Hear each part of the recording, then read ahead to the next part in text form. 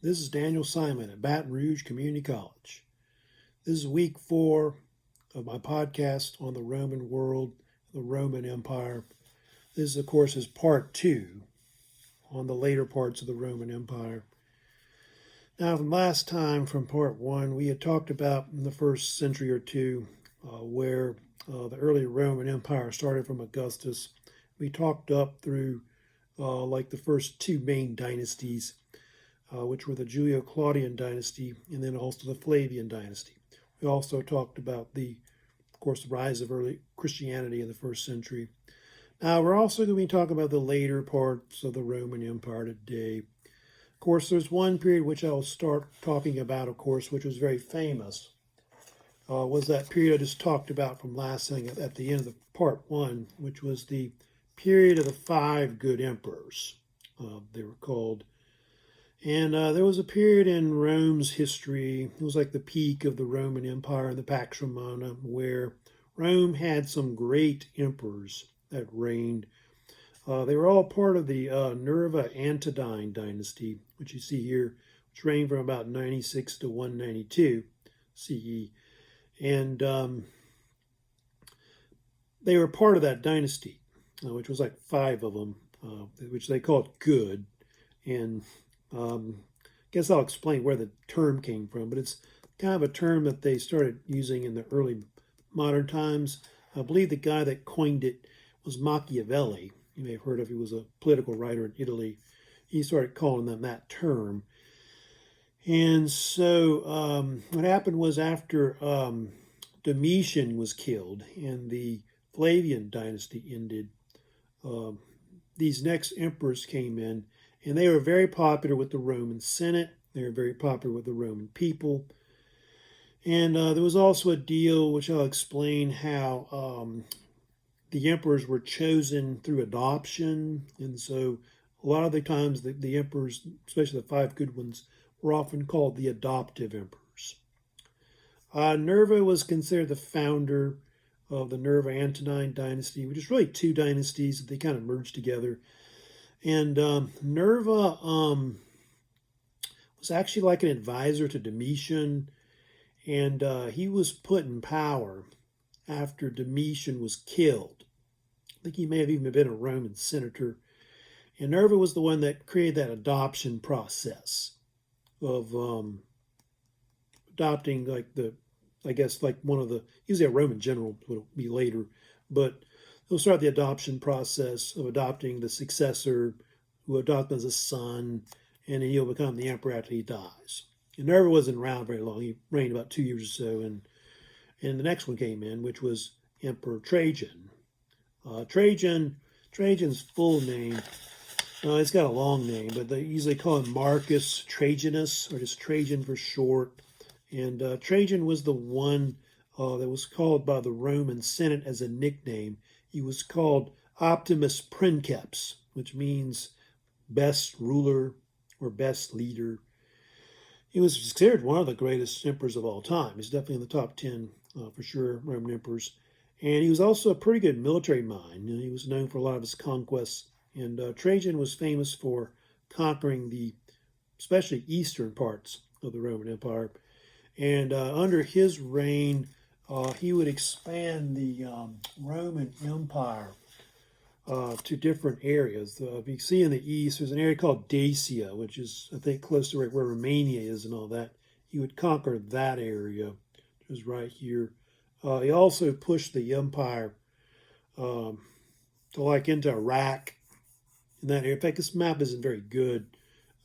They actually under Emperor Trajan, they would actually push it all the way to the Tigris River, which is right here. I think they even reached the Caspian Sea, which is kind of over here somewhere, east of the Black Sea. I think it's like right where that line is. So they did go that far at one point under him. And I think in the Middle East, he conquered the area like around here, close to like Jordan and in Arabia as well. So most of his conquests were in the east.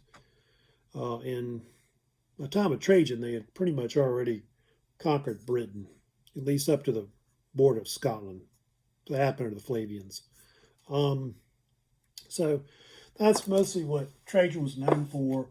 Trajan's also famous for building this forum in Rome you may have heard of. That's called Trajan's Forum. And it's like a lot of emperors would kind of build onto the Roman Forum, which was like the civic center of like Rome. It was like where everybody met in the town square, and all that. And every city had a forum, but the Roman Forum was the biggest one ever built in, the central part of the big Roman capital. And he built his own part of it, which was named after him, called Trajan's Forum. And it has a famous victory column, which he erected there, which was like about 100 feet tall. And it also has like a bunch of markets. And he also built like a bunch of like baths that they called Trajan's Baths, which the ruins of it are still there today. Trajan was interesting. He was actually one of the first emperors to come from Spain, which the Romans called Hispania. That's where you get the word Spain or Hispanic from. And his adopted son, who was also a Roman general, replaced him as emperor, Hadrian. Hadrian was also from Spain as well, and actually married one of Trajan's daughters. And Hadrian was probably one of the generals that was under Trajan, a lot of his conquests in the east and all that. And Hadrian had a nickname. He was called the Greekling. He was called this because he was a lover of Greek art and Greek culture. He was a Greekophile. He was also an amateur architect. He liked to create blueprints of buildings to erect. And so he had his hand in designing different kind of construction during the Roman period during this time. What were some things he built? If you know about Hadrian, Hadrian is famous for constructing what is Hadrians Wall. It's not a very good map for that, but it was built up in the northern part of Roman Britain, where the Scottish border is. And the Hadrian's Wall was a Roman fortification that was about 80 miles long, and it was built there by the Roman army. Sometime in I think it was built in the 140s, maybe when it was built. I think that's correct, isn't it? 140s. Actually, no, I think it's more like 120s, 130s. And anyway, was built there to protect the northern border of Britain from barbarians that were in the north, like Scottish barbarians, like the Picts and other barbarians who were there. And so where Hadrian's Wall was one of the northern borders of the empire, the furthest north. It was like in the middle of nowhere, if you know much about it. So nobody went up there. I think there was one case where they sent some Roman legion up there. I think it was the lost Ninth Legion, I think they called it. It was never heard from again. So nobody went up there into Scotland and all that. So anyway, and then the other thing he's known for, he built a famous temple in Rome, you may have heard of, called the Pantheon, or the Pantheon Temple. It was this temple that was built to honor like the Greco-Roman gods, and it was a temple that was like it was like a mix of Greek and Roman architecture, which Hadrian designed himself. And it's famous for its huge dome, which is like 142 feet wide. And he actually drew up the blueprints for it and had it constructed. It is considered one of the oldest structures in Rome that still exists and might be in the best condition out of the old ancient Roman buildings. So it's very, very famous. Later it was used as a church, I think, by the Catholic Church, and now it's, of course, also a museum. So that's just talking about Hadrian, what happened under his reign and all that. Now, after Hadrian died, which was around 138, He then adopted this other general. He was also like an administrator under Hadrian, who was named Antoninus Pius, who's right here, kind of a long name. Pius was actually a nickname. Pius meant he was very religious. I think it meant the religious.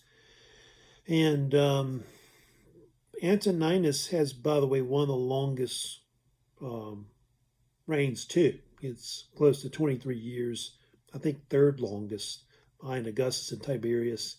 He's considered one of the top 10 Roman emperors too. So are Trajan and Hadrian. And why is he famous? He's famous because he's considered the peak ruler of the Pax Romana. It's when the empire was at its most peaceful period. There was hardly any wars fought during that time, which, they still had some conflicts going on throughout the Pax Romana here and there, but I don't think any war broke out at all. And so they easily consider his reign to be the peak of it overall. Now, there is a case where apparently, I think I want to say the 140s, maybe up to the early 150s, he built what is called the Antonine Wall. He began constructing a bunch of fortifications up above Hadrian's Wall in Rome and Britain right there. And it's like a 40-mile wall, 40-mile long wall, maybe not 40 miles, like 37, 38 miles, I think is what I think it is. Close to 40 miles long, that wall, which was built up to where the Firth of Forth is in Scotland. And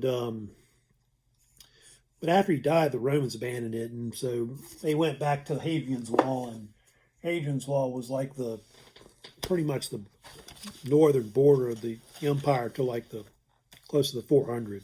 So now after Antoninus Pius died, what happened next was that Marcus Aurelius came in.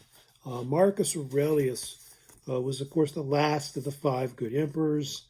Of course, he's also considered one of the top 10 Roman emperors of all time. Of course, we'll get to it later. You can see he was the father of Commodus, who they think helped end the Pax Romana. And Marcus Aurelius was a great emperor. He was kind of a military mastermind, but he was also considered a philosopher.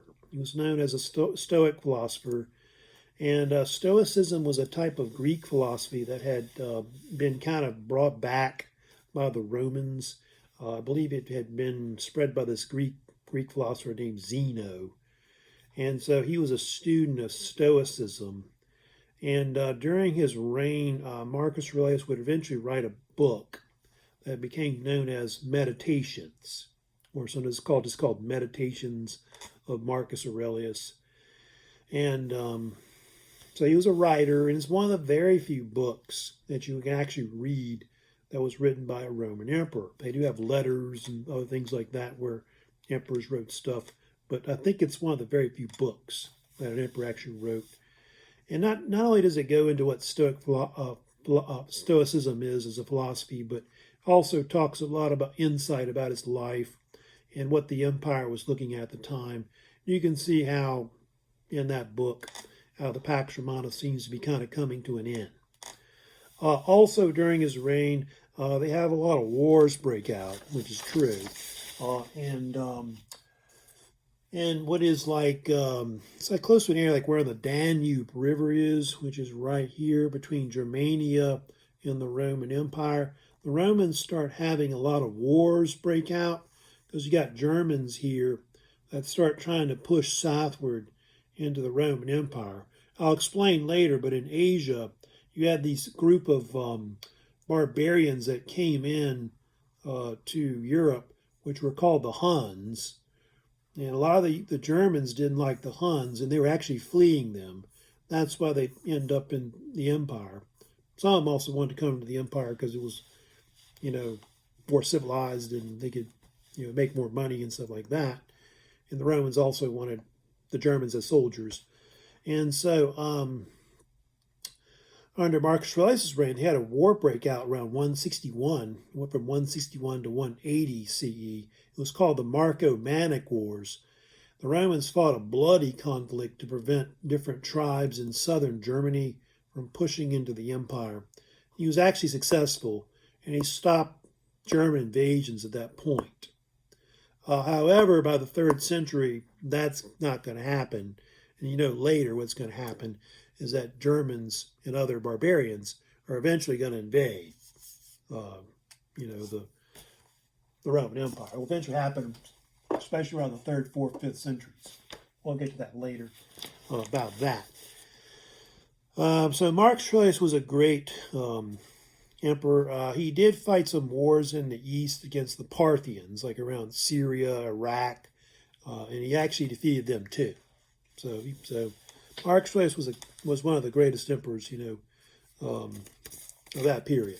So he's definitely in the top 10 of the greatest emperors of all time. Now, of course, what happened was, as you know, the story goes, Marcus Aurelius then made his son Commodus emperor. Commodus came to the throne. Actually, at the end of his father's reign. They think Marcus Aurelius died of natural causes, maybe of some kind of illness, because I think at the time they said a bunch of plagues broke out in the Roman Empire, which some people think may have been bubonic plague. And what happened was Marcus Aurelius made Commodus his successor to take over, which, before they had been adopting people instead. A lot of people think that was a big mistake. And so 180 CE is usually seen as when the Pax Romana ends. Because after that, the empire starts kind of falling apart and declining afterwards. And so there's not too many good emperors after that. In fact, out of the top 10 greatest emperors, I think there's only like maybe 3 they usually put in the top 10, something like that, maybe 4 at the most, possibly. It's either 3 or 4, I know. And the empire later goes through a period of decline, which I'll get to a little later about that. Let's talk about Commodus a little bit. Now, Commodus was known for a lot of things. They think he may have been insane, literally. Definitely think he was a megalomaniac. One thing about Commodus, he was notorious for fighting as a gladiator. I spelled it right this time. And anyway, at the Colosseum itself, he would fight as a gladiator, which they think a lot of the fights may have been fixed, that kind of thing. But he was known for different things. He would actually go into the Colosseum and actually participate in the wild beast hunts and kill wild animals. He was pretty good with a bow and arrow, they say. Really good shot. And then he would actually have competitions against other gladiators, which they think some of them were fixed, that kind of thing. I think there was a story where he also would fight dwarfs, like little short people, and beat them up, and kill them. So he was kind of a vicious guy. And there was another story where the city burned. I don't know if you know about this, but I believe, what year was that? 190? Yeah, 190 CE. The city burned again. They had another fire room that they had. And he was actually threatening to rename the city. He thought Rome or Roma wasn't good enough for a name. He wanted to call it Commodiana and name it after himself. But eventually they grew, I think the Senate and other people grew tired of it. The Praetorian Guard grew tired of him too, as well. And so in 192, what happened to Commodus, as you know, is he was assassinated. He was murdered. And I believe he was strangled. And so his death would actually touch off a civil war in 192 to 193. And at one point in 193, they actually had 5 emperors that tried to seize power. In 193 CE, the Roman Empire is often called the year of the 5 emperors, because they had 5 emperors that reigned at one point. Some of them were even Roman generals. There was even like 2 that were Roman senators that tried to seize power at one point. Well, another general then took over at that point. I don't have a picture of him, but dynasty took over, which was called the Severan dynasty. They would rule from 193 to what is 235. This was a dynasty that was founded by a Roman general named Septimius Severus. He was actually from Africa. He was from North Africa, Libya, to be exact. He was maybe partial Libyan origin, they think. Part Libyan, part Roman, they think. And he would become the emperor in 193. I think he was the longest reigning emperor overall. He would reign at least until his death, 211. So he reigned about maybe 18 years overall. And those are all his successors that he would have later that were in the Severan dynasty, which you can see were Caracalla, Geta, it's usually pronounced Macrinus, Alegolus, and Severus Severus Alexander, or usually Alexander Severus. Actually, they say it usually. And so that was all the emperors that were part of it. And they were kind of bloodthirsty because if you know about the 6 emperors, 5 out of the 6 were all murdered, which is true. So, yeah, you didn't live long with this dynasty.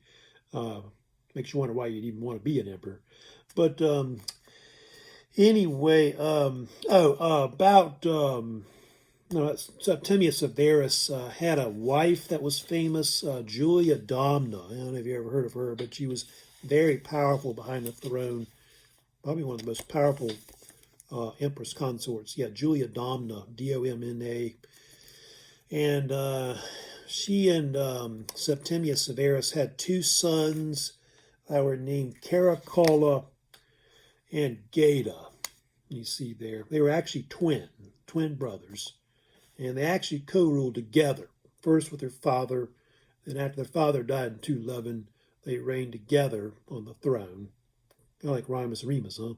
And anyway, what happened was Caracalla didn't like Geta because he was, I think, better looking, and he was also, I think, more popular, I believe. And so what happened was Caracalla killed Geta to seize power. So that's basically what happened with that. Those other guys are not as famous. Macrinus was this, I think, some kind of guy that was under Caracalla and Geta. I think both these guys were administrators under him that took over. He didn't reign long. He reigned like a year or less, and he was killed. Alegobulus, neither were related to him, I think. I don't think they were. Alegobulus was like a prefect of some type, some kind of Roman governor that seized power after he died. I think this guy was a general. And it was called Alegobulus. It was some kind of weird cult he adopted that worshipped the sun. It was very strange. And he only reigned a short time, 3 or 4 years, and he was killed too. And then Alexander Severus, usually how they say it actually, reigned the longest after that. You can see from 222 to 235. And he was actually a cousin of Caracalla and Geta. So he reigned about, you can see, 13 years. And then what happened to him, he was killed too. In fact, his own troops killed him. It's terrible. So, when Alexander Severus died in 235, that created a problem later in the Roman Empire, which is often called the so-called crisis period of the Roman Empire that followed. It goes from 235 to 284, the crisis period. The crisis period was this period of anarchy. It's been called all kinds of names. The crisis period, the anarchy period, the imperial anarchy period, whatever you want to call it. It was just anarchy. And anyway, lasted close to about 50 years. And what happened was the Roman Empire started declining during this time. And you can see it even broke up into separate states. Actually 3 at one point. The Roman Empire in the middle. It had 2 other states that kind of formed the Gallic Empire, which was in Gaul and Britain. They also had one called the Palmyrene Empire, which was mostly in Turkey, Syria, Israel, and part of Egypt. So that was mostly in the 260s and 270s when those two parts actually broke away, and was later put back together by about the 270s. So it was very chaotic too, because they had like a case where the Roman armies practically just took over the empire, had control over the throne, and they would declare emperors left and right. And so a lot of the emperors that reigned during that time were often called barracks emperors or soldier emperors. And there was a case where, I forget how many they had in that 50-year period, but 30 to 35 emperors may have reigned at one point. You also had pretenders that would try to seize the throne, and they'd have to be killed too, also as well. The worst year of the whole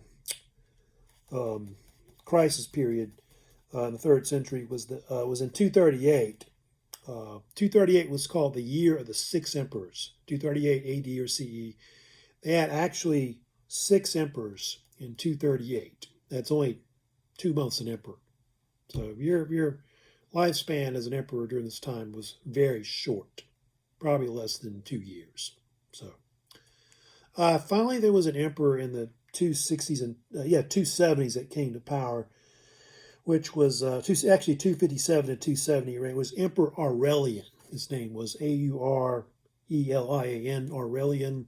And Emperor Aurelian was the one that put the empire back together. So he basically reconquered the Palmyrene Empire and the Gallic one over here. And those two were merged back with the empire. But the damage was done. The empire was still declining even till later. And especially in the West. The western part of the empire started declining around the 3rd century. They started getting invaded by barbarians. Inflation is real bad. Like the Roman money isn't worth a whole lot. And so the empire is going through a lot of decline starting in the 3rd century. So it's pretty bad. Now, there is a period later, though.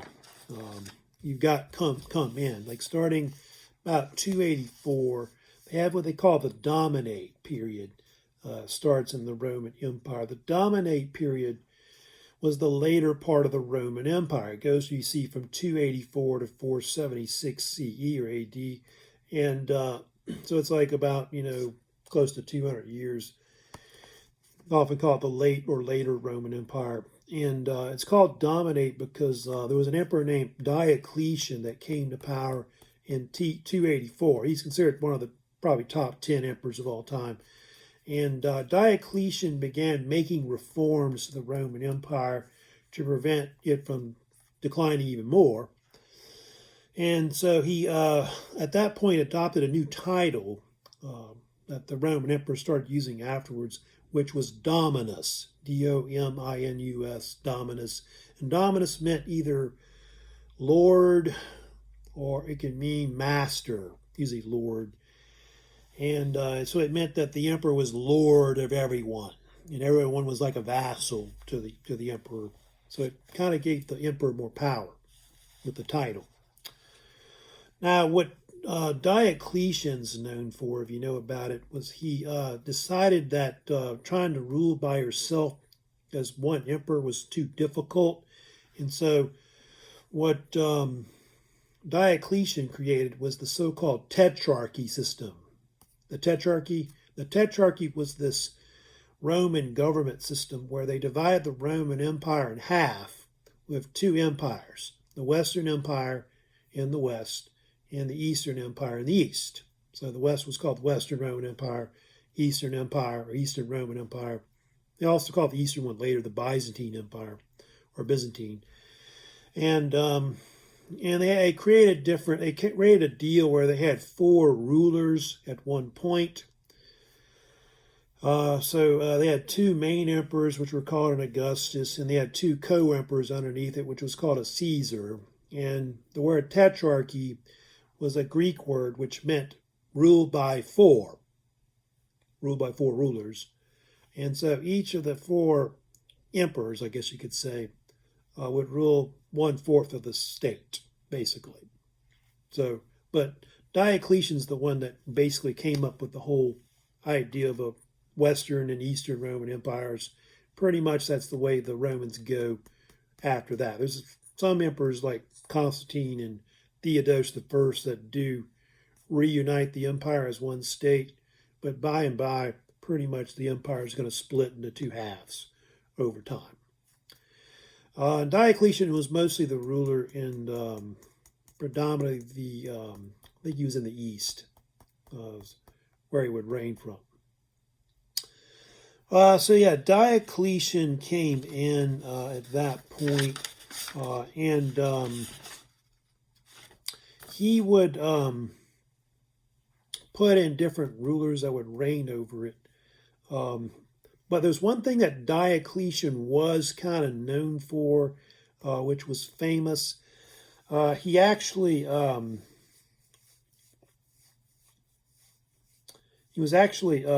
sorry, yeah, he was actually famous for the one that started the last major persecution of the Christians, which they call it later the Diocletianic persecution, which started around 303 CE. It was also called the Great Persecution by the Roman Catholic Church later. And apparently under Diocletian, the Christian movement was becoming very, very popular throughout the empire. It was spreading to all provinces. The Romans were concerned that it would destroy the traditional Roman religions, pagan cults they had. And so Diocletian and a lot of the other so-called tetrarchs basically wanted to stop it too. And so they started this persecution throughout the empire. And so a lot of cases where Christians were actually arrested, imprisoned, and there was even cases where thousands were actually put to death under Diocletian and other co-emperors. So this would drag on like around 10 years overall. And it's one of those things that kind of gave him a bad name, Diocletian, which may be why he's not more to the bottom of the top 10. But they say he wasn't behind it. I think it was another emperor named Galerius, I think, that was really the guy that wanted to do it, talked him into it. And so, but it got named after him. Now, was it great? Like the Catholic Church says later, they're not sure if that many people died. They act like millions died, but they're not sure if it was maybe just a few thousand actually got killed. But what happened though, around I think it's 305 is the date. Diocletian would actually retire and step down. And after he retired, what happened was civil war broke out over like the tetrarchy, like who should control it. And different Roman emperors kind of fought over it. And one that emerged was Constantine the Great. He became the next big emperor that kind of takes over around 307. And you can see he reigned a pretty long time too, as well. And I think they consider him to be the founder of the Byzantine Empire, or Eastern Roman Empire, which would be later. And Constantine the Great, or Constantine the First, would go on to be the first Christian emperor. They do believe that during the Civil War, he would adopt Christianity. And then during his time in power, he would reunite the state into one empire, which he did for a short time. And then he would try to spread the Christianity to the whole empire itself. He was a big patron of it. And during his reign, he actually passed various edicts that helped Christians. The most famous was the Edict of Milan in 313 CE. The Edict of Milan ended the Diocletianic persecutions of Christians, and it gave Christians actual rights as like a religious group. So in a sense, the Edict of Milan legalized the Christian religion throughout the entire empire. I think there was already attempts, I think around 311, to alleviate it, but it wasn't really until Constantine did that 313 that Christianity became more legalized as a whole. Constantine had his own dynasty too, usually called the Constantinian dynasty, that would reign later, and most of the emperors were Christian, although they had one named Julian the Apostate. That was actually a pagan. I think the last pagan emperor, which actually have, yeah. But anyway, what Constantine's two big things he's known for. One was he founded the First Council of Nicaea, which met in northern Turkey in 325 CE.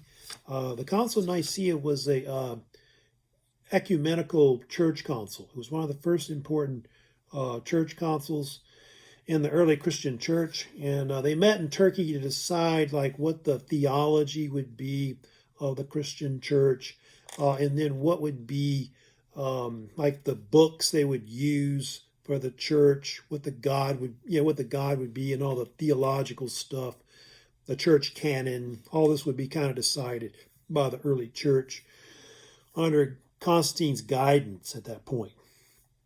And so all the clerical officials met in northern Turkey, a city called Nicaea, which is on the Black Sea. And what happened was there was a question over like what God should be. And so what the early Christians did under Constantine, there was another theory going around, a theology that was really popular called Arianism. Arianism was a type of Christian theology and religion that believed that the God itself was two things, the Father and the Son. And it was an idea that was spread by this Christian preacher named Aurelius, who was from Egypt, I think Alexandria. And anyway,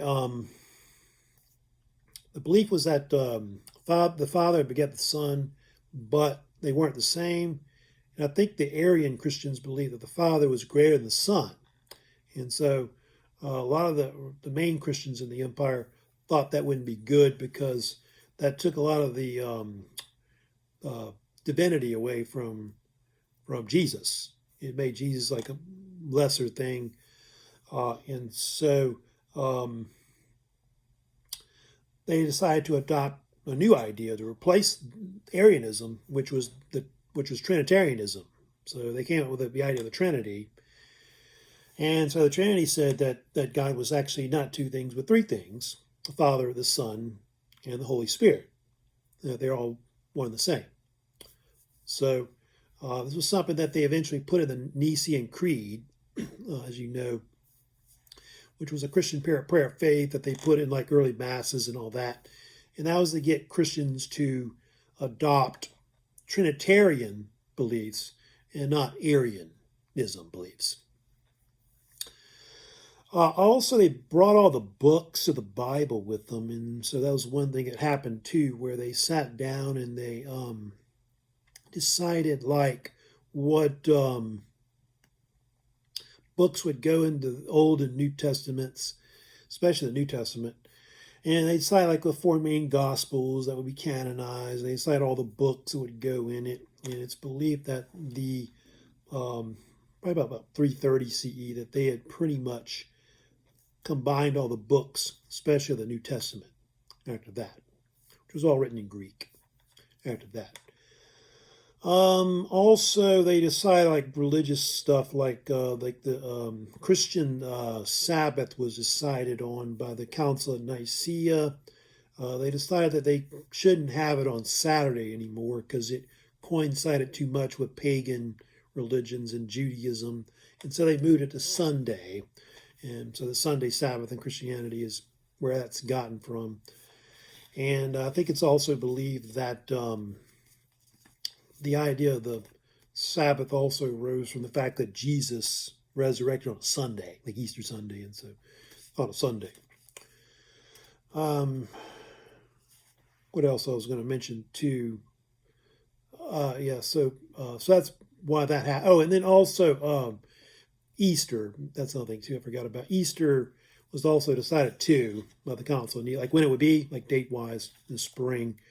And that was to coincide with Passover, because they think that Jesus was crucified sometime around Passover, or actually right before Passover. That's what they believe.